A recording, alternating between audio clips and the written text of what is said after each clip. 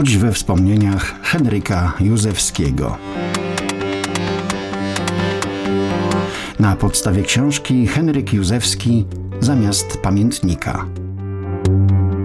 Czyta Jacek Filipczyk. W końcu kwietnia 1938 roku objąłem województwo łódzkie.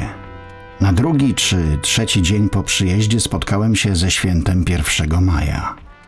Tłumy robotników defilowały w pochodzie pierwszomajowym, niosły transparenty z wypisanymi hasłami, wznosiły okrzyki. Niektórzy szli z gazrurkami w ręku. Policja urzędowała fachowo i taktownie. Podziwiałem jej sprawność. Wszystko odbywało się bez zakłóceń i poważniejszych incydentów. Gdy patrzyłem z okien starostwa wychodzących na ulicę Piotrkowską, ogarnęły mnie wspomnienia saratowskie, kiedy szedłem w czołowej partii 100-tysięcznego pochodu pierwszomajowego w roku 1917. Oczywiście zachowałem to dla siebie i nie zdradziłem się przed asystującymi mi urzędnikami. Tak przyjęła mnie Łódź. Miasto nieznane, nieładne, nawet w wielu wypadkach odrażające, brudne, zadymione, ze sterczącymi na każdym kroku kominami zatruwającymi powietrze. Domy łódzkie były ponure, nijakie. Odniosłem wrażenie, że przy powstawaniu Łodzi chodziło o fabryki i fabrykantów. Nie było mowy o jakiejś inwencji urbanistów. Łódź to były gromady bastionów fabryk obmurowanych wysokimi murami. Powstawały one same dla siebie, nie licząc się z otoczeniem ani przemyślanym planem miasta. Rola reprezentacyjna przypadała ulicy Piotrkowskiej. Tu był nerw miasta. Przewalały się przez nią tłumy przechodniów. Na ogół postaci mało zachęcających.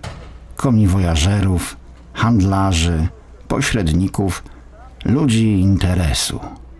Nie zawsze jednak tak było. W godzinach wczesnego ranka, gdy wszystko jeszcze spało, ulicę Piotrkowską zalegał tłum inny.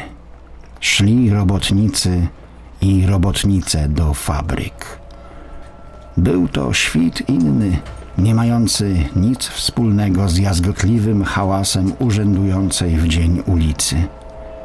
Szli w milczeniu. Panowała cisza i przyciszony pogwar głosów. Śpieszyli do pracy. Byli pracą przesuwającą się ulicami Łodzi. Patrzyłem na to z respektem i wzruszeniem. Sens ludzkiego istnienia i godność ludzka miały tu swój osobliwy wyraz. W Łodzi spotkałem świat inny niż ten, z którym byłem na Wołyniu. Już samo zestawienie Łodzi i Łódzka demonstruje tę niewspółmierną inność. Zresztą wszystko było inne. Była to ta sama Polska, ale inna. Nie było zagadnienia ukraińskiego, ukraińskiej ludności, zwyczajów, obyczajów kresowego życia. Miałem przed sobą kraj rdzennie polski i jednolicie polski. Łowicz, Łęczyca, Sierac. Po raz pierwszy miałem do czynienia z rdzenną polską wsią. Nie znałem jej dotąd. Opanowywało mnie wzruszenie, gdy wsie zwiedzałem. Z zawęgłów chat migały mi twarze polskich dzieci, jak z obrazów Wyspiańskiego. Starsza ludność stawała się bliska, swoja i przyroda była inna. Inne niebo, pejzaż, horyzont. Pomiędzy wsią a mną zrodziła się jeszcze jedna racja mojego istnienia, tak bardzo bliska i obecna. Po raz pierwszy spotkałem się oko w oko ze światem wielkiego przemysłu, do którego się jeszcze w moim życiu nie dotykałem. W ten sposób wyłoniły się 3 podstawowe pozycje wypełniające treść mojej świadomości i działania. Po pierwsze świat robotniczy, po drugie wielki przemysł i świat fabrykantów i po trzecie wieś. Sprawy administracyjne bieżące płynęły znanym mi od dawna trybem. Nie było to dla mnie czymś nowym. Dawałem sobie z tym radę. W kręgu moich zainteresowań nie była to pozycja pierwszoplanowa. Skład personalny Urzędu Wojewódzkiego i Administracji Terenowej nie budził podejrzeń i niepewności. Z czasem zorientowałem się, że mam na ogół dobry i ofiarny zespół ludzi. Z niektórymi współpracownikami bardzo się zżyłem. W tych warunkach, bez szkody dla urzędowania, mogłem poświęcić wiele czasu interesującym mnie sprawom. Niemało czasu poświęcałem wsi. Często na wieś wyjeżdżałem i urzędowałem na wsi. To samo dotyczyło świata robotniczego. To znaczy, niemało dni spędzałem na urzędowaniu w fabrykach. Zaprowadziłem zwyczaj odwiedzania fabryk. Było to czymś nowym i nieznanym. Na początku wywoływało to zdziwienie. Nie orientowano się, co to ma znaczyć. Z czasem sprawa się utarła i powstał pewien protokół zwiedzania. Moje pierwsze wizyty wywoływały konsternację.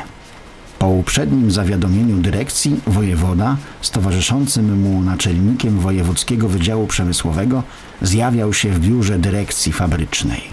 Spotykano mnie ostentacyjnie. Był obecny właściciel fabryki i dyrekcyjny zespół. W biurze informowano mnie o charakterze i organizacji produkcji. Było to dobrze i wyczerpująco przygotowane. Myślano, że rzecz na tym się skończy. Po wysłuchaniu referatów zgłaszałem chęć zwiedzenia fabryki. Wtedy, jakby odruchowo, padały propozycje zwiedzania fabrycznych instytucji kulturalno-społecznych, oświatowych, sportowych. Po pobieżnej wizycie zaproponowanych instytucji zwracałem się z prośbą o możliwość zwiedzenia fabryki od dołu do góry. Powstawało wtedy pewne zakłopotanie. Wyruszyliśmy więc do hal fabrycznych, które obchodziłem systematycznie.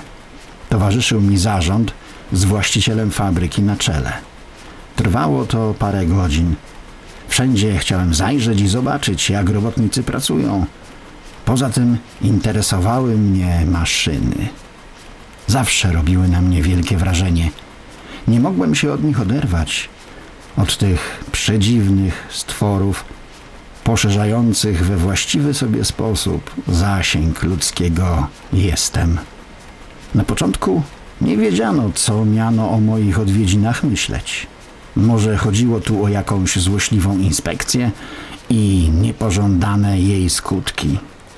Potem się przyzwyczajono. Mam wrażenie, że wywarło to pozytywny skutek w nawiązywaniu dobrych stosunków ze światem przemysłowym. Świat ten był mile poruszony zainteresowaniem wojewody życiem fabrycznym.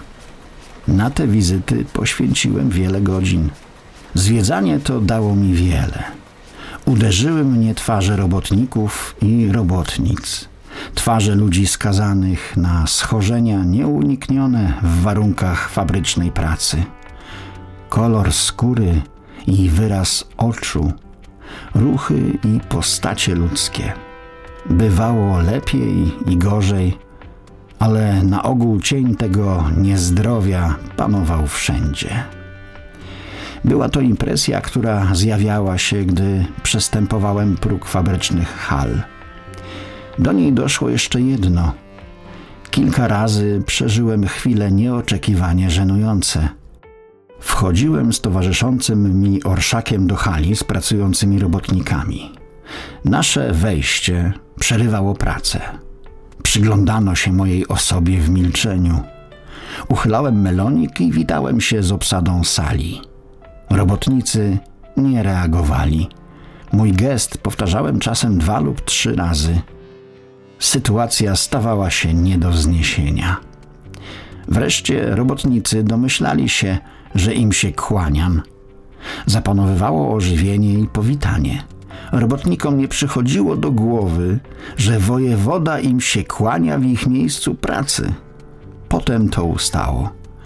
Przyjmowano mnie życzliwie. Odniosłem wrażenie, że zachowanie się moje było wbrew fabrycznej tradycji.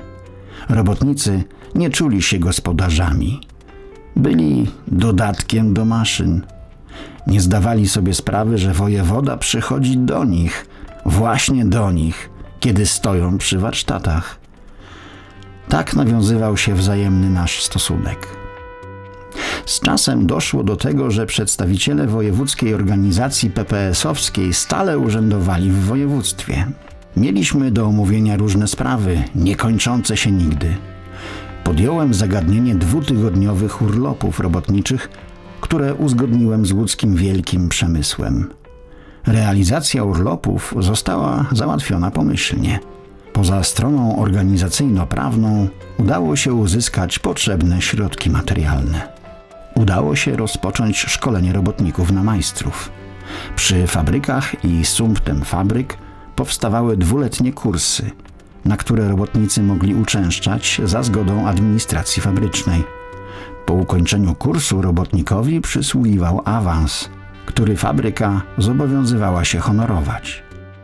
Przemysłowcy szli mi na rękę. Koniec części pierwszej. Czytał Jacek Filipczyk.